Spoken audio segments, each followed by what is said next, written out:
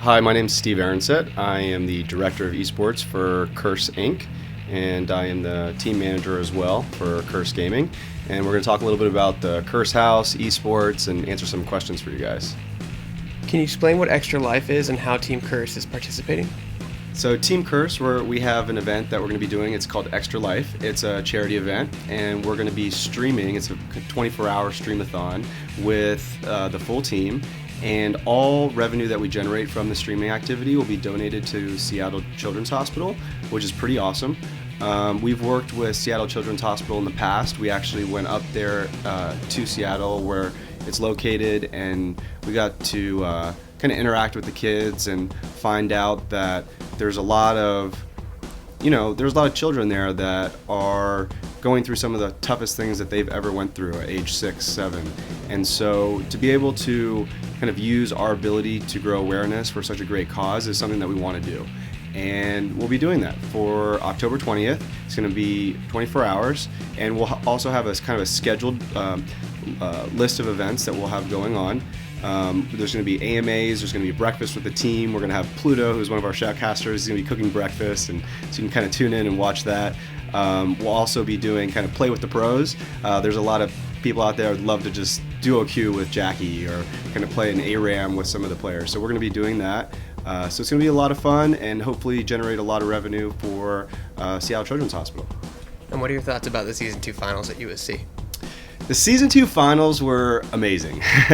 It was kind of one of those experiences that I never thought was actually going to happen during my lifetime. I kind of grew up just playing like Nintendo, right? Floppy disks and computers, DOS prompt commands in order to load my video games. And you never think you never thought that would actually turn into a spectator sport, right? Where it would kind of compare against basketball or hockey or even football. You walk into this stadium and you've got 10,000 people on their feet, screaming, shouting, just really passionate about the players and the sports, and it's just it's kind of bone chilling a little bit. It's exciting. So I've seen it come a long way. I'm so happy to be part of all of that.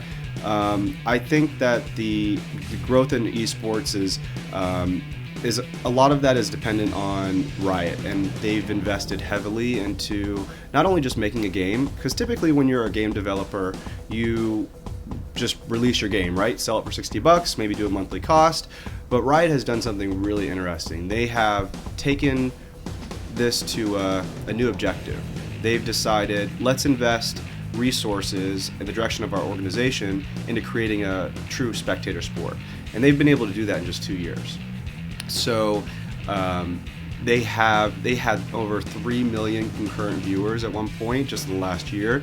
That's insane. That compares to how many people watch an average baseball game on TV. So I think it's really exciting to see kind of a live event to that scale, and Riot pulled it off. The production value was really high, and I'm just really excited about the things to come. And how did this event compare to other events in Korea and Europe?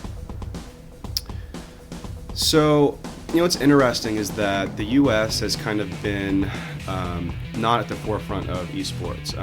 Most of the, in Korea and China, the esports leagues are much more developed. You'll see that they replicate more of the NFL or NBA type structure where you have a set number of teams. Even the government's involved with the talent and talent contracts. So that hasn't really happened here yet, but that model has already been replicated in things like football. So I think that the US is kind of on the verge of having a huge growth in esports, and that's because of two main reasons. One is all the technology changes that have happened in the past, or that are happening today. Never before were you able to watch content streaming live on your computer, right? The only way you could actually watch content was to tune into your television, watch cable, and if you wanted to watch video game players, you would actually have to download files and then watch that file on your computer. It was never live. So because bandwidth costs have kind of plummeted to the point where the average person can stream their content online.